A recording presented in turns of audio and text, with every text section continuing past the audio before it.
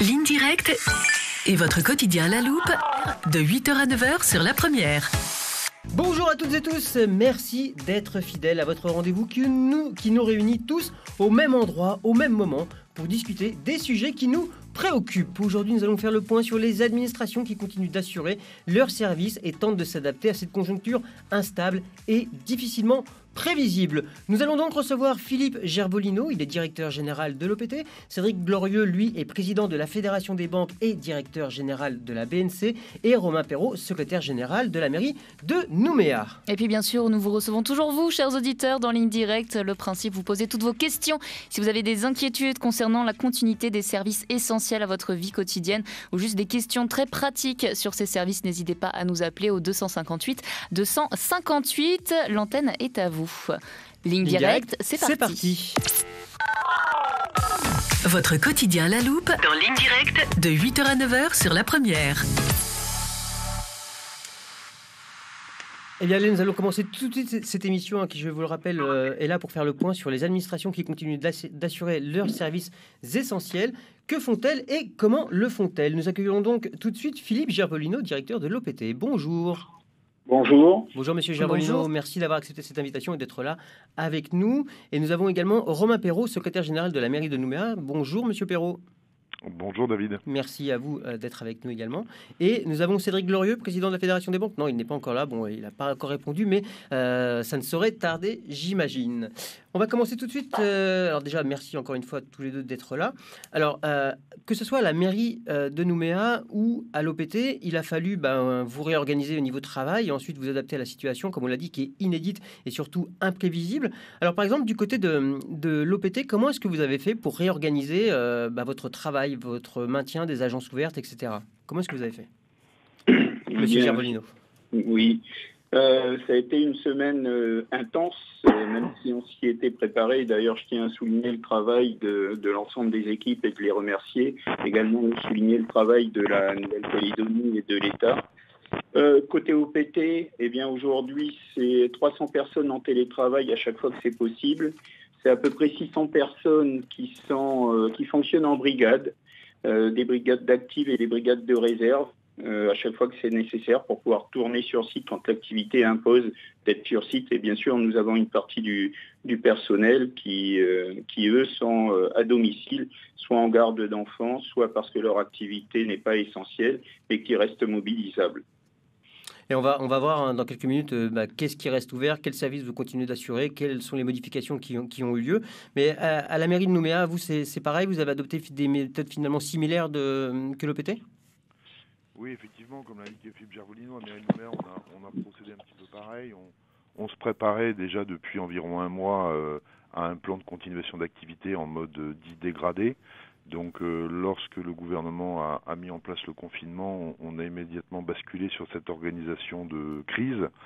Donc on a un certain nombre de services qui restent ouverts, bien sûr les services de secours, police, pompiers, on a également la morgue municipale, on pourra revenir sur ces principaux services peut-être un petit peu plus tard, et on a du télétravail et des agents en présentiel réduits au strict minimum pour la poursuite des services qui sont dus à nos administrés, même en ce temps de crise, j'allais dire surtout en ce temps de crise. Très bien. Et alors, quels sont les services du côté de l'OPT qui restent ouverts aujourd'hui? Quel est l'état par rapport à un système normal? Qu'est-ce que vous avez réussi à maintenir? Alors, côté OPT, aujourd'hui, on est à peu près à 60% de nos services. Bien sûr, centrés sur les services essentiels. Nous avons 33 agences sur 54 qui sont ouvertes. Elles sont ouvertes en matinée, de 7h45 à 11h30. Notre centre de traitement postal est également ouvert le matin de 7h45 à 11h30. Et sinon, l'ensemble de nos activités du MIL, les renseignements, l'agence entreprise sont accessibles à distance. Donc, je dirais qu'aujourd'hui, nous assurons les services essentiels attendus par la population, mais de manière raisonnée et en sécurité, de manière sécurisée, puisque notre première préoccupation, comme pour l'ensemble des acteurs, eh bien, c'est la sécurité de nos personnels et des clients. Très bien, merci. Et alors, du côté de la mairie de Nouméa, aujourd'hui, quels sont les services essentiels que vous arrivez à maintenir de ce côté-là? Alors nous avons tout d'abord 2 services qui continuent à fonctionner H24, 7 jours sur 7, ça n'aidera personne, ce sont la police municipale et les pompiers bien évidemment, alors avec une organisation qui s'est adaptée, mais en tout cas nous maintenons bien sûr en permanence H24 notre service de police et de secours à la personne. Nous avons également l'état civil qui est ouvert le matin de 8h à 11h pour permettre les actes urgents, notamment les déclarations de naissance, les déclaration de décès. Nous avons la morgue municipale, je l'ai indiqué tout à l'heure, qui continue à fonctionner puisque nous avons la seule morgue du territoire. Donc on continue à veiller là aussi dans un mode un petit peu adapté. On continue à recevoir également sur rendez-vous les demandes de permis de construire puisque là on est soumis à des délais d'instruction. Nous suivons également bien évidemment nos services délégués que sont l'eau, l'électricité et puis bien sûr le ramassage des ordures ménagères. Nous avons également une permanence de lutte contre la dengue parce que dans cette crise du Covid-19, il y a d'autres dangers qui nous guettent aussi. Donc dès l'apparition de cas de dengue, on en a quelques-uns qui apparaissent sur Nouméa actuellement. Nous faisons de l'épandage pour tuer tout de suite les gîtes larvaires. Et alors, petite parenthèse, parce qu'en ce moment on parle beaucoup du coronavirus, de la Covid-19, mais au niveau de la dengue, on n'en entend pas du tout parler. Est-ce qu'il y a déjà, vous avez entendu parler de cas de dengue déjà sur l'agglomération ? Alors vous savez que la ville de Nouméa a lancé avec l'université de Monash le World Mosquito Programme avec l'accompagnement du gouvernement de la Nouvelle-Calédonie. Donc on a des résultats, on a une présence de moustiques Wolbachia assez répandue sur Nouméa, mais le travail n'est pas entièrement fait, la population n'est pas entièrement contaminée pour l'instant par la bactérie Wolbachia. Donc on a des petites apparitions de cas de dengue, c'est très localisé. Pour l'instant on en a eu à Magenta-Ouémont, on en a eu à Vallée des Colons, on en a eu également à Nouville-Rivière-Salée. Donc on y veille et on continue à faire donc de l'épandage pour tuer tout de suite ces gîtes larvaires en attendant que le programme Wolbachia fasse naturellement son œuvre. Merci. Alors je rappelle aux auditeurs que le 258 est à leur disposition pour venir poser des questions, apporter des témoignages ou tout simplement intervenir, venir se poser avec nous à cette table virtuelle que la première étend à travers tout le territoire. Je rappelle que nous sommes avec Philippe Gervolino, directeur général de l'OPT, et Romain Perrault, secrétaire général de la mairie de Nouméa, et Cédric Glorieux que nous n'arrivons pas à joindre. J'ai dû faire une erreur malheureusement dans la notation de son numéro. Donc s'il nous écoute, qu'il n'hésite pas à nous appeler au 258 et nous le rappellerons évidemment. Philippe Gervolino, donc je le rappelle, vous êtes directeur général de l'OPT. Est-ce que, au niveau des colis, est-ce que tout fonctionne normalement au niveau en tout cas de l'envoi postal, de façon générale ? Eh bien, je vous propose de rentrer un peu dans le détail, service par service. Concernant le courrier, nous distribuons et nous recevons le courrier ordinaire préaffranchi. Sur la distribution de ce courrier ordinaire, la distribution continue à être assurée en boîte postale 5 jours sur 5. Et à domicile, nous avons réduit nos tournées à domicile, nous n'en faisant plus que 2 jours par semaine. Et nous distribuons par la même occasion non seulement l'ordinaire, mais également les petits colis qui peuvent rentrer dans les boîtes aux lettres. Pour l'intérieur, nous avons maintenu également nos tournées de poste mobile, puisque nous allons toutes les semaines dans plus de 270 tribus sur le territoire. Et donc, nous assurons encore la distribution du courrier en îlot de boîte postale pour ces tribus. En matière de courrier, nous assurons tout le domestique et grâce au pont aérien qui a été remis en place entre la métropole et la Calédonie, mais également l'Australie, nous assurons le courrier ordinaire de et vers la métropole et de et vers l'Australie. Et je pense que prochainement, avec les correspondants sur la Nouvelle-Zélande, nous devrions pouvoir mettre en œuvre également cette partie-là. Pour les personnes qui recevraient des colis, de la même manière que dans les mesures d'accompagnement que nous avons pu mettre en œuvre, où nous avons sur les télécoms, nous ne suspendons pas les lignes et nous n'appliquons pas de pénalité pour retard de paiement, eh bien les colis qui sont reçus seront conservés.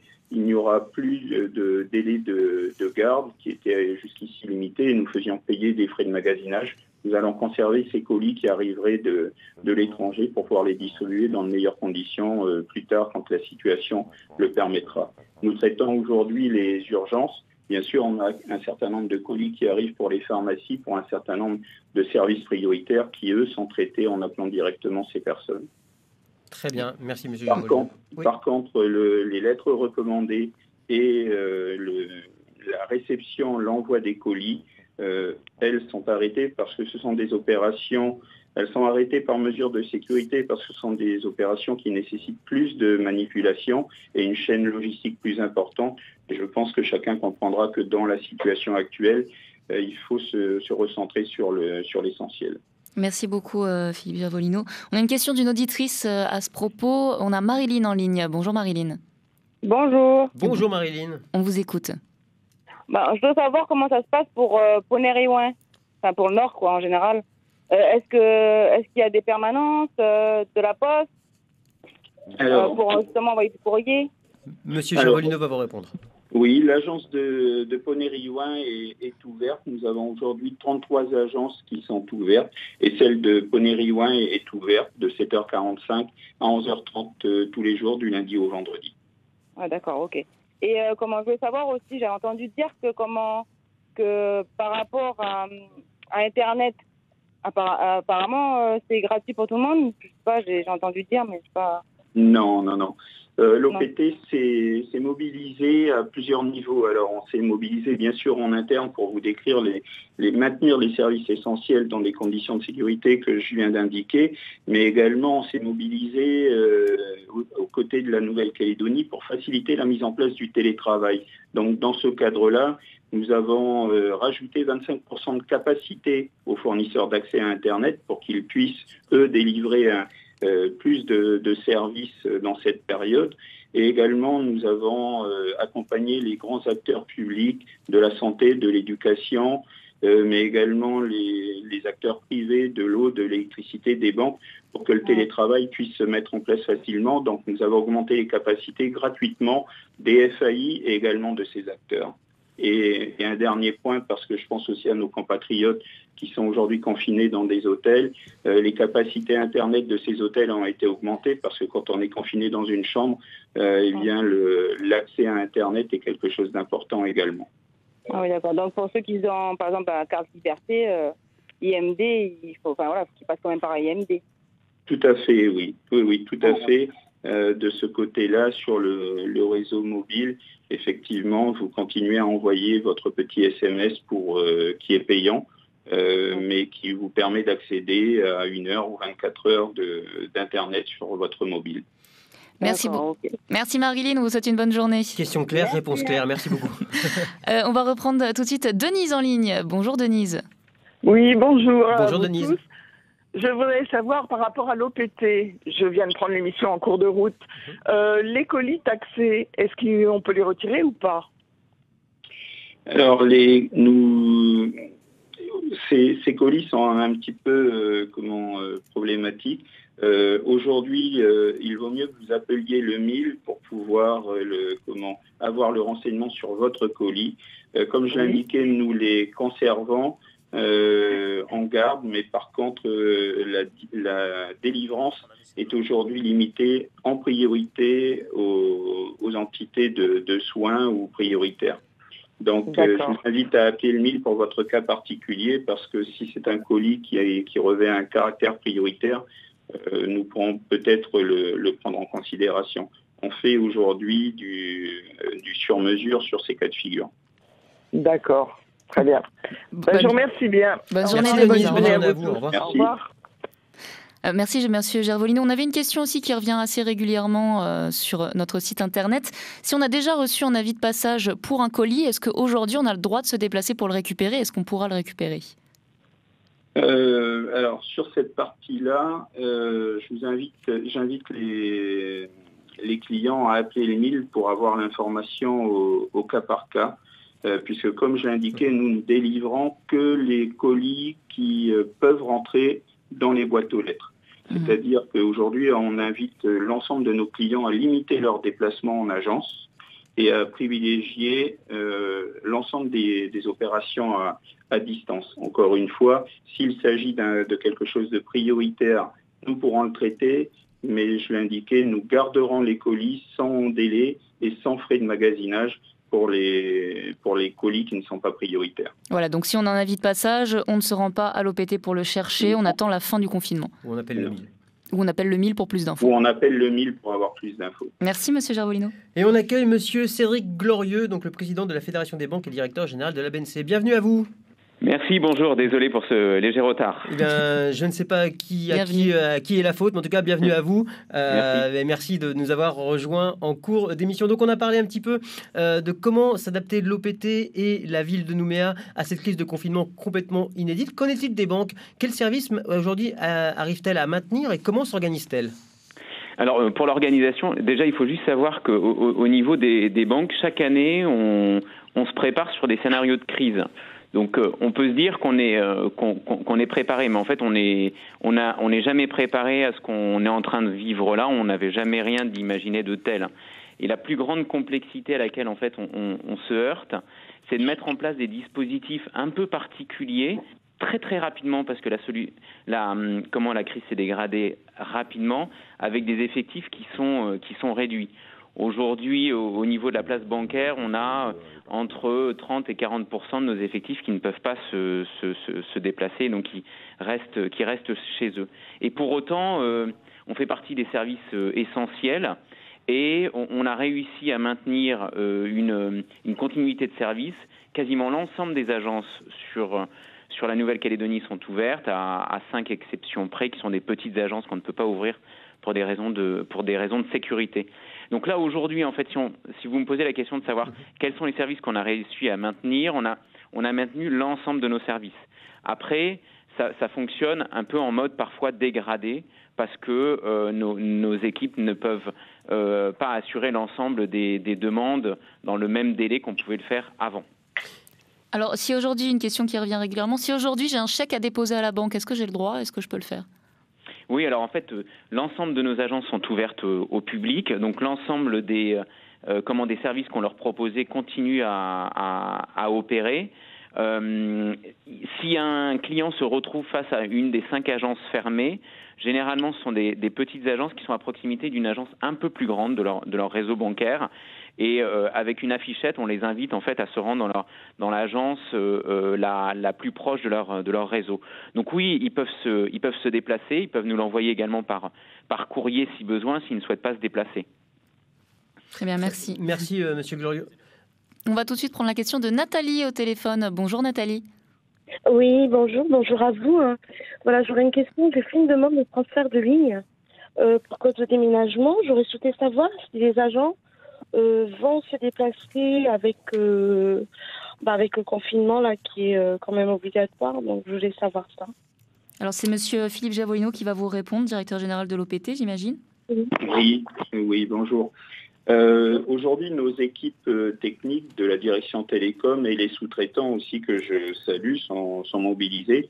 Nous intervenons aujourd'hui sur les constructions qui étaient en cours, la mise en service d'accès fibre, etc. Mais nous essayons de limiter les déplacements de nos techniciens. Donc, sur votre demande également, parce que je n'ai pas la réponse précise pour votre demande, je vous invite à appeler le 1000. Si l'opération est simple et peut se faire à distance, eh bien, ce sera fait. Après ça, sur une intervention physique sur site, on les assure, mais encore une fois, dans des cas prioritaires et sur les rendez-vous qui étaient déjà programmés. Avez-vous déjà un rendez-vous de pris ? Non, justement, ils m'ont demandé d'envoyer un mail à l'adresse 1000@opt.nc pour faire la demande. Et puis, il y a 15 jours de ça que j'ai fait la demande. C'est pour ça que je voulais savoir. Voilà, donc envoyez votre mail au 1000. Derrière, chaque dossier est examiné parce que nous avons des cas de figure où il n'est pas nécessaire d'envoyer des techniciens. Si vous déménagez dans un appartement qui était déjà occupé récemment, nous pourrons faire un transfert de ligne logicielle à distance directement. Et donc, nous répondons dans ces cas, bien sûr, favorablement, et c'est fait assez rapidement. D'accord, très bien. Merci. Merci beaucoup. Merci. Merci à vous, Nathalie, et merci à Monsieur Gervolino. Oui. D'accord, merci, bonne journée. Bonne journée, au journée. revoir. Et merci à M. Gervolino d'avoir répondu à cette question. Mais le 1000 est déjà en temps normal des fois surchargé, où il faut patienter pas mal de temps. Là, on peut comprendre, on peut imaginer en tout cas le surplus d'affluence qu'il peut y avoir en ces jours un petit peu d'inquiétude et où il se passe pas mal de choses. Est-ce que vous avez renforcé assez les services pour pouvoir répondre à toutes les demandes dont vous allez, auxquelles vous allez être sollicité? Alors, le 1000 fait partie des services qui fonctionnent à la fois en télétravail et sur site.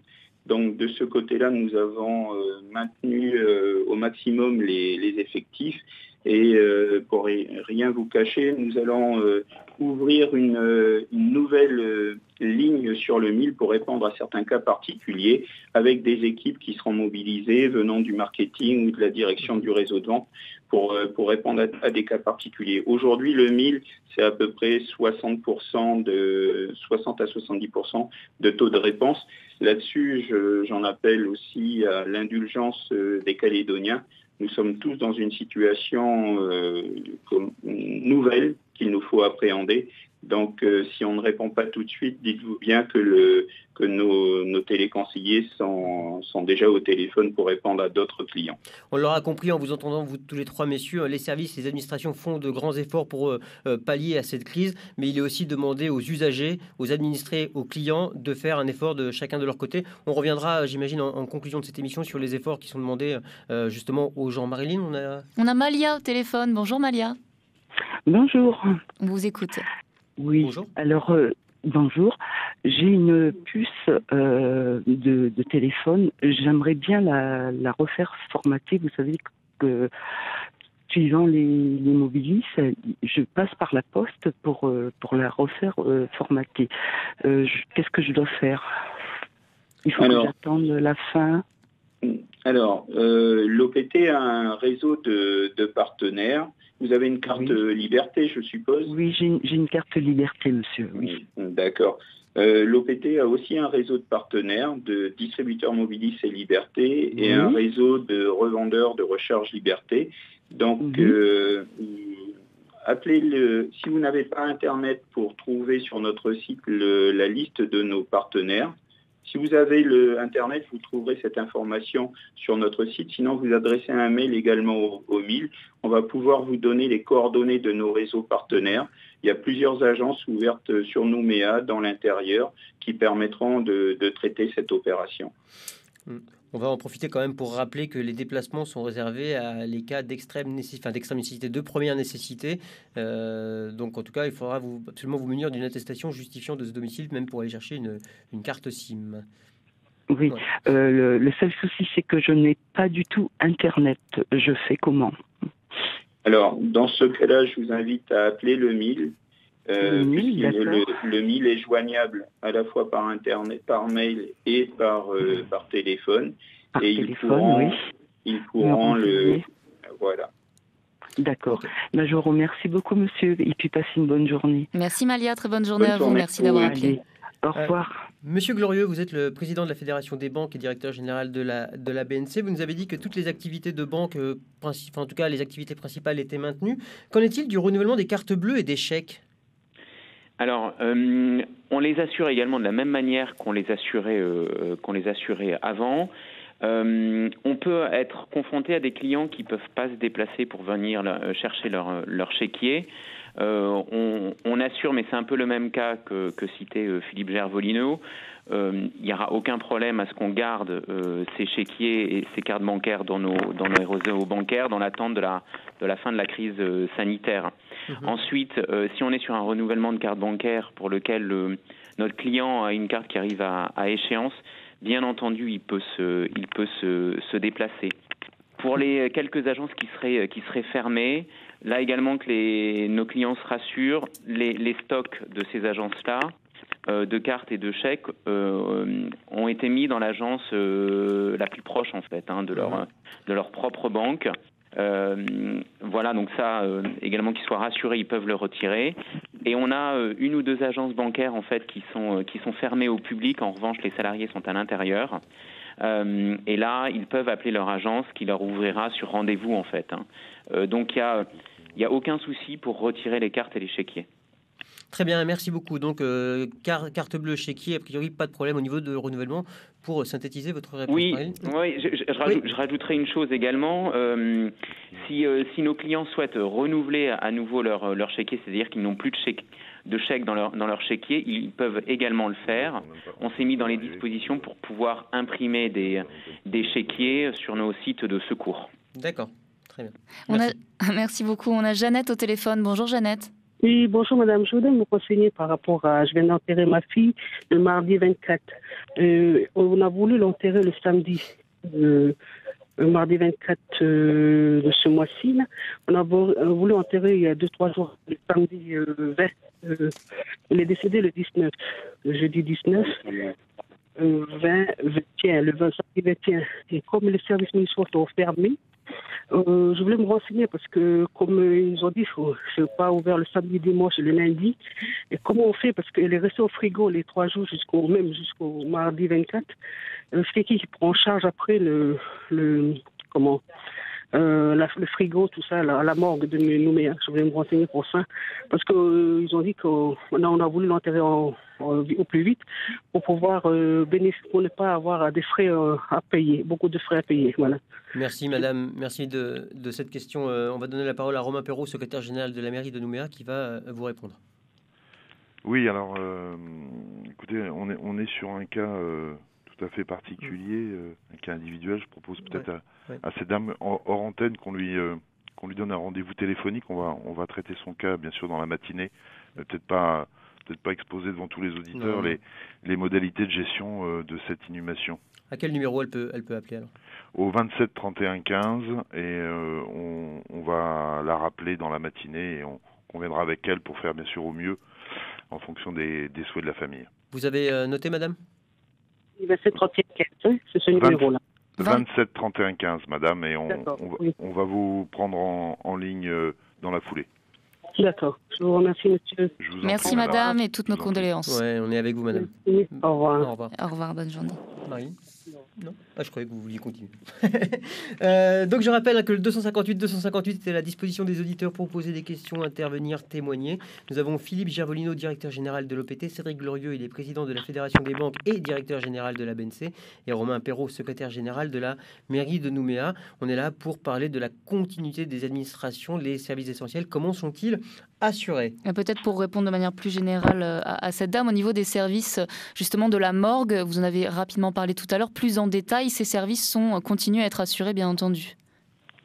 Oui, la mairie de Nouméa, donc qui gère la morgue municipale, a maintenu le fonctionnement. Alors on est dans une crise sanitaire, ça a été rappelé tout à l'heure, sans précédent. Donc les veillées mortuaires telles qu'on peut les connaître dans la société calédonienne sont suspendues, étant donné la situation exceptionnelle qui impose une interdiction de rassemblement. Cependant, et selon le souhait des familles, il y a un temps de recueillement qui est autorisé avant l'inhumation ou la crémation, à condition que ce temps de recueillement se tienne bien sûr dans la plus stricte intimité familiale.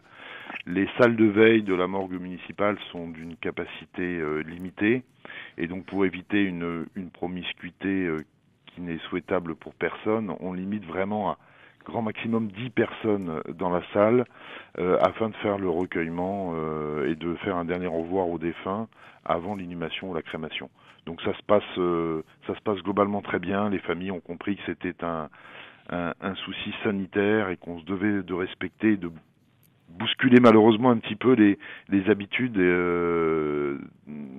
calédoniennes. On sait que la veillée est quelque chose de très important dans notre société, mais aujourd'hui le risque sanitaire nous impose de nous adapter en conséquence, et encore une fois, on doit saluer le civisme des familles qui, bien que dans la douleur, comprennent très bien ces contraintes et s'y adaptent sans difficulté. Merci, monsieur Perrault. On a beaucoup d'appels d'auditeurs aujourd'hui, on voit que les Calédoniens se posent beaucoup de questions. On va recevoir Marinette. Bonjour Marinette. Bonjour, voilà, je suis à Lifou. Bonjour.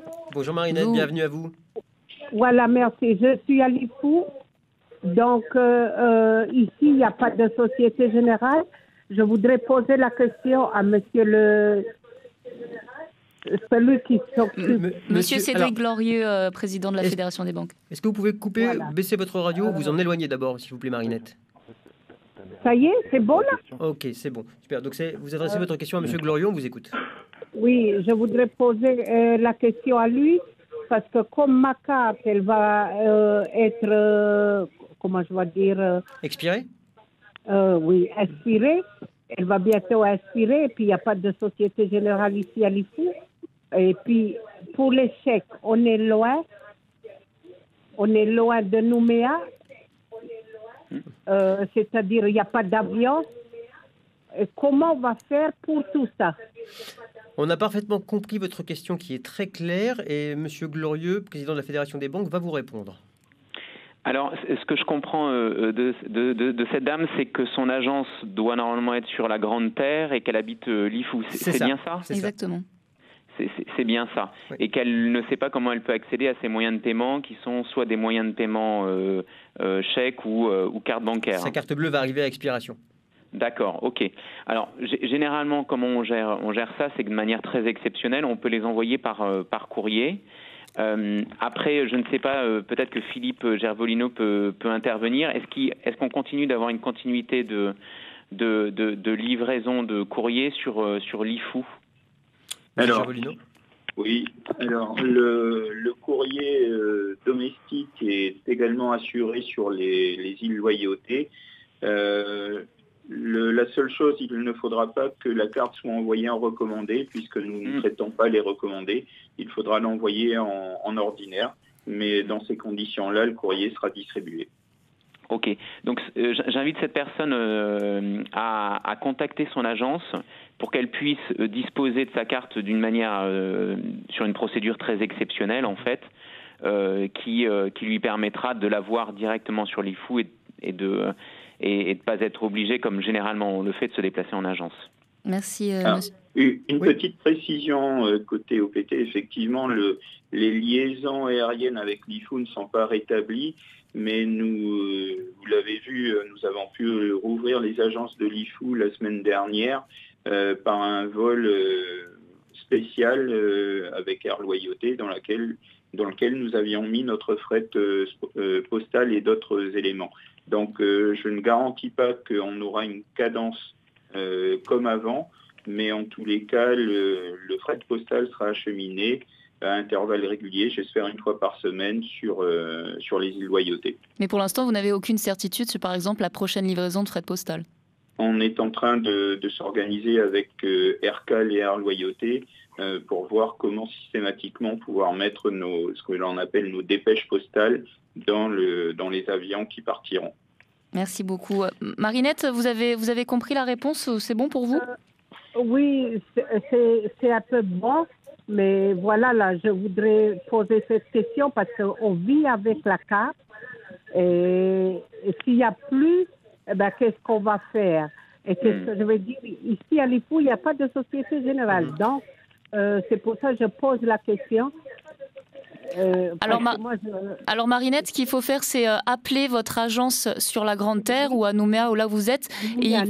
À Nouméa, vous appelez votre agence et vous allez pouvoir recevoir votre carte part directement sur votre adresse à Lifou. Il faudra peut-être attendre un petit peu par contre, puisqu'on ne sait pas quand est-ce que sera le prochain fret postal. Donc faites-le dès que possible pour demander à votre agence cette mesure exceptionnelle pour vous envoyer votre carte directement chez vous à Lifou.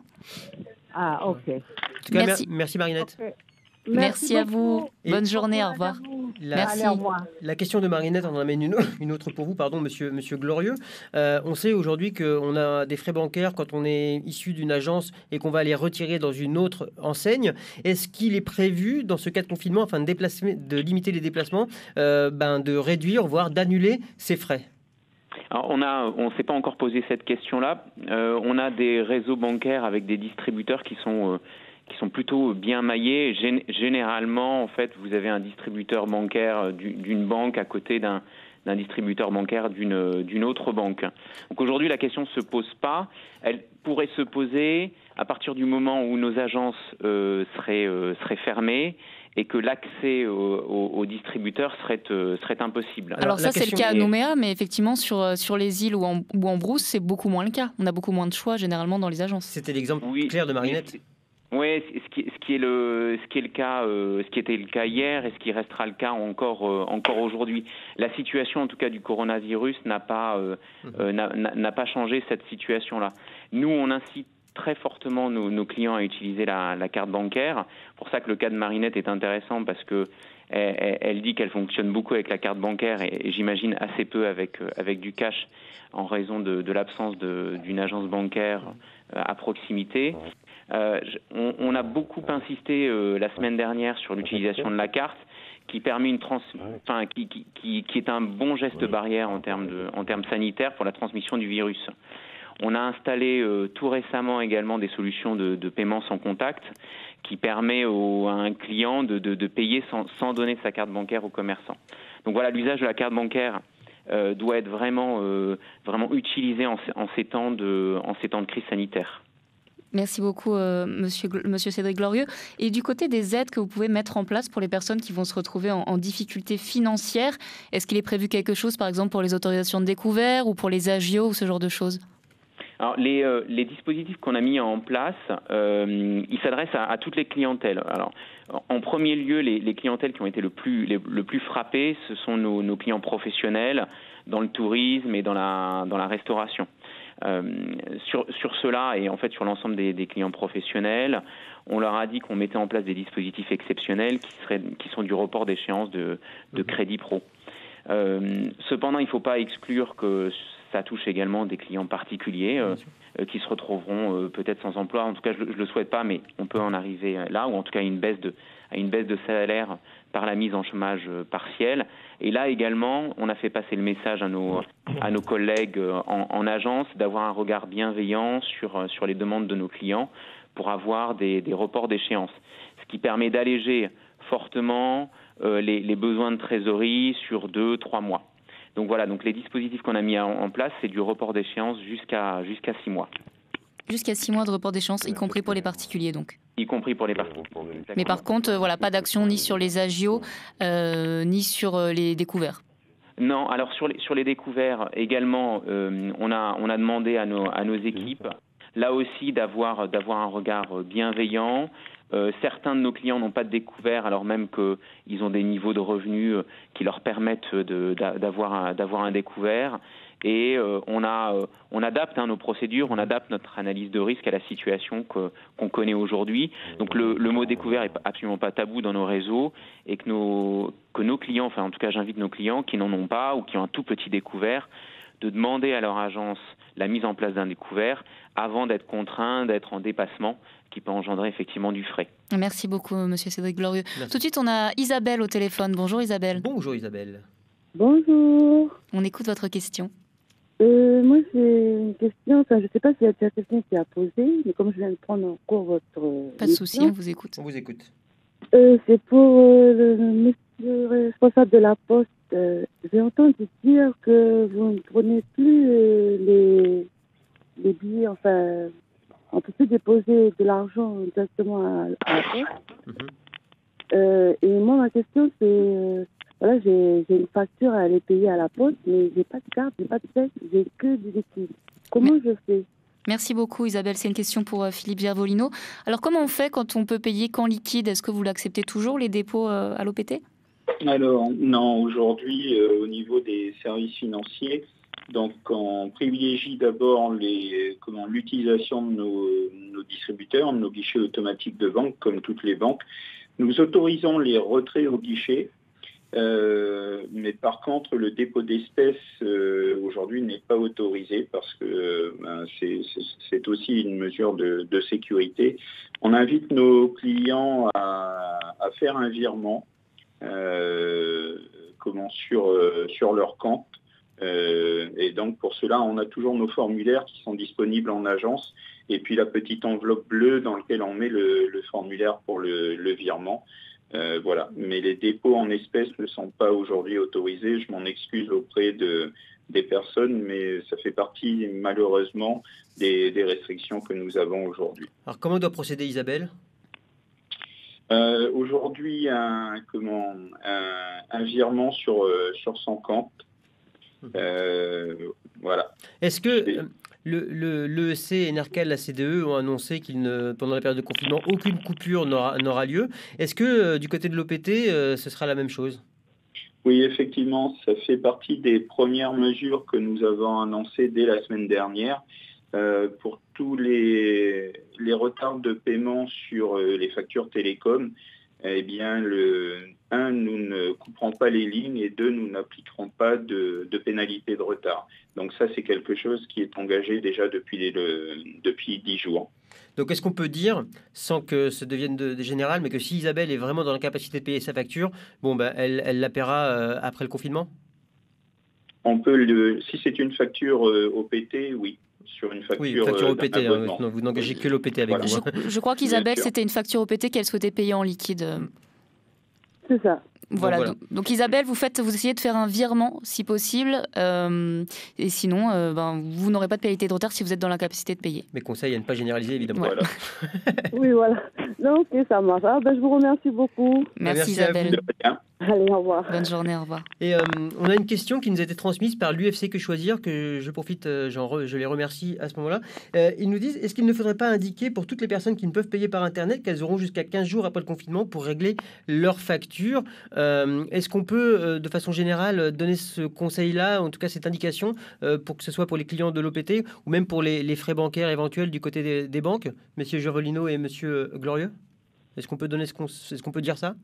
Alors, je pense que c'est un sujet qui devra être pris plus globalement au-delà de l'OPT des banques, mais ça concernera certainement également les factures d'eau et d'électricité.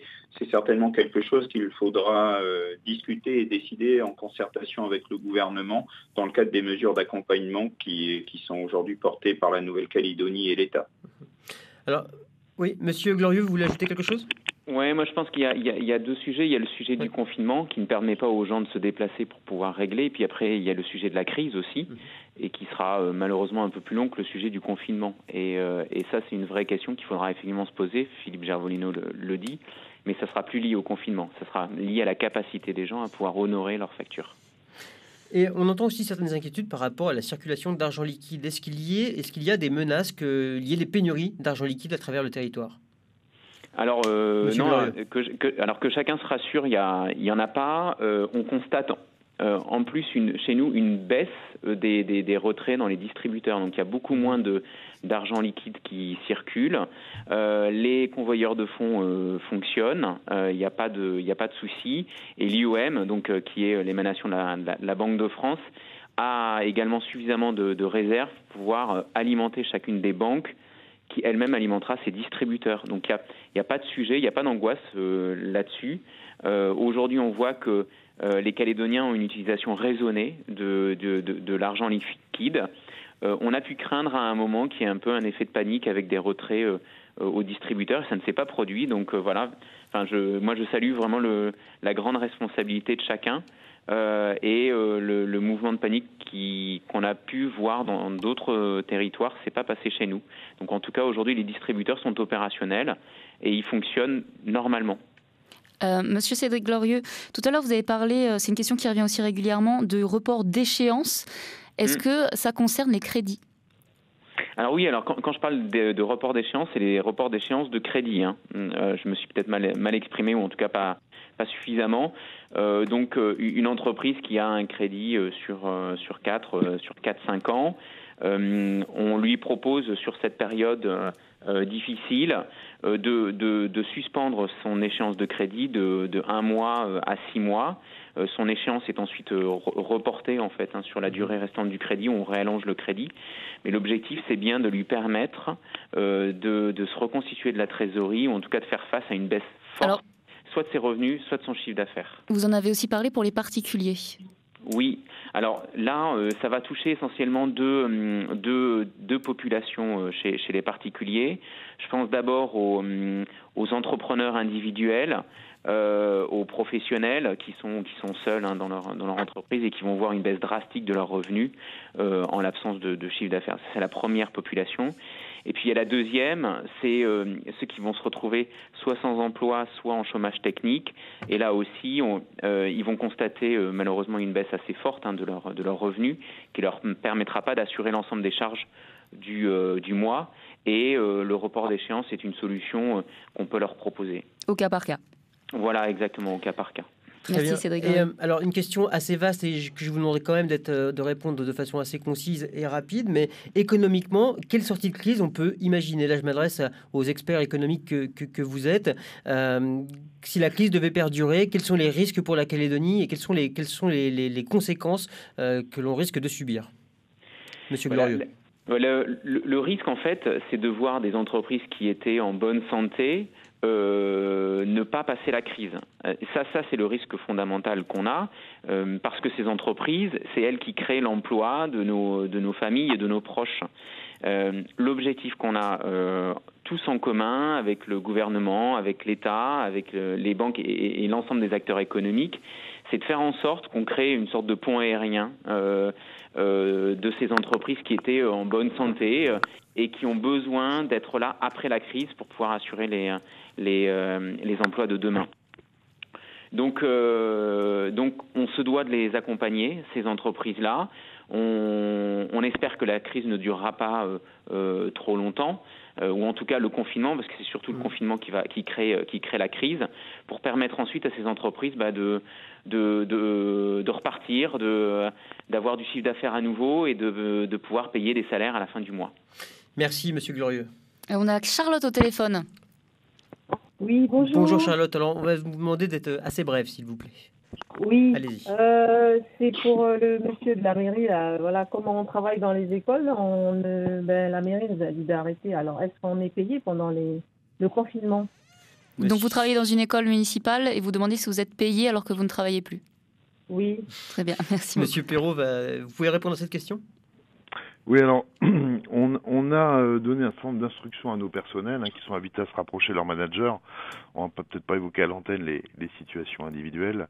Je rappelle qu'on a d'ailleurs quelques écoles qui sont ouvertes, puisqu'on assure la garde des enfants des personnels prioritaires, des personnels de santé, pour leur continuer à, bien sûr, pour exercer au Médipôle.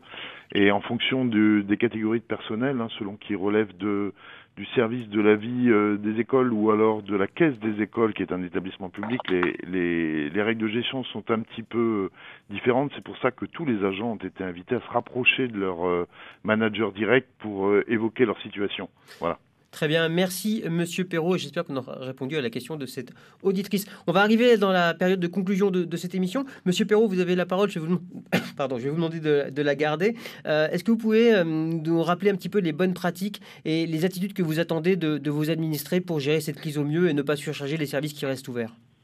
La première consigne que je me permettrai de relayer, c'est celle du gouvernement concernant le confinement. On a contrôlé encore hier, via notre police municipale, près de 1000 personnes. C'est globalement bien respecté, mais on avait très exactement 177 personnes sans justificatif hier. Donc c'est pas très sérieux si la grande majorité se soumet à la mesure. Il suffit d'une petite minorité pour faire perdurer le péril sanitaire. Donc la première consigne, c'est de respecter strictement le confinement et la règle des 3-1. Ce qui a été rappelé à plusieurs reprises. Ensuite, également une mesure de civisme. Donc les 3-1, c'est sortir une fois par jour à 1 km de chez soi pendant 1 heure. Absolument. Okay. Je pense que ça, c'est fondamental. Également une consigne de civisme, puisqu'on enchaîne... Très rapidement, s'il vous plaît, Monsieur Perrault. Oui, les difficultés après le passage de Gretel, la dépression tropicale forte qui nous a impacté il y a une dizaine de jours. Donc on a encore beaucoup de déchets verts à évacuer. Donc on a un plan de ramassage, on a beaucoup communiqué dessus. Merci d'aller sur le site de la ville de Nouméa pour vraiment respecter les consignes pour les sorties de déchets verts afin qu'on puisse évacuer au mieux les déchets qui continuent à encombrer certaines rues de la ville. Ça, c'est très important. Le site de la ville de Nouméa relayé sur la page NC, la première radio, évidemment. Merci beaucoup, Monsieur Perrault, d'avoir été avec nous aujourd'hui, secrétaire général de la mairie de Nouméa. Merci. Merci à vous. Quant à l'OPT, très très rapidement, s'il vous plaît, Monsieur Gervolino, des conseils de bonnes pratiques, de bonnes habitudes pour vos auditeurs, pour vos... Oui. Eh bien, je clients. commencerai comme Monsieur Perrault par le respect des consignes données et de privilégier concernant l'OPT toutes les actions à distance, donc les accès téléphoniques, les accès mail et puis d'utiliser nos distributeurs de billets, et également un comportement civique citoyen au niveau de l'usage de l'Internet et des usages postaux, se centrer sur l'essentiel. Nous sommes dans une période qu'il nous faut passer ensemble de manière solidaire et responsable, et je pense que c'est ce que chacun attend de son voisin, des autres, pour pouvoir passer sereinement la période. Monsieur Gervolino, Philippe Gervolino, directeur général de l'OPT, merci pour ces réponses et merci d'avoir été avec nous aujourd'hui. Très belle journée, à bientôt. Merci à vous aussi. Et on va laisser la parole pour conclure à monsieur Cédric Glorieux, président de la Fédération des banques. Alors vous, quels sont les conseils d'utilisation de vos services que vous pouvez donner à vos clients, d'une façon générale? Déplacez-vous en agence que quand c'est nécessaire. Utilisez la banque en ligne pour vos virements, pour la consultation de vos comptes. Et puis, évitons la manipulation de monnaie et de cash en utilisant la carte bancaire et le sans contact. Par ces mesures-là, normalement, on devrait réduire fortement la diffusion du virus. Et puis, je souhaiterais juste profiter en conclusion pour remercier le personnel bancaire pour le dévouement exceptionnel qu'il a. Nos agences sont ouvertes et c'est vraiment grâce à eux. Donc, je les remercie chaleureusement au nom de l'ensemble des directeurs généraux de banques. Merci beaucoup, monsieur Glorieux. Je le rappelle, vous êtes le président de la Fédération des banques et directeur général de la BNC. Merci beaucoup d'avoir été avec nous aujourd'hui. Merci. Merci, au revoir. Marilyn, un petit mot pour conclure, très rapide. Pour conclure, un très bref résumé. Les agences bancaires sont ouvertes. Vous n'aurez pas de problème pour renouveler vos chèques ou vos cartes bancaires. L'OPT assure le suivi des colis prioritaires uniquement. Le 1000 est toujours actif. Servez-vous-en pour vos questions. Pas de coupure à prévoir pour l'électricité, etc. Et les banques feront un effort pour les reports d'échéances, crédits, etc. Il n'y aura pas de pénalité de retard de paiement pour vos factures classiques. Merci Marilyn. On se retrouve demain. Bonne journée à vous. Bonne journée David.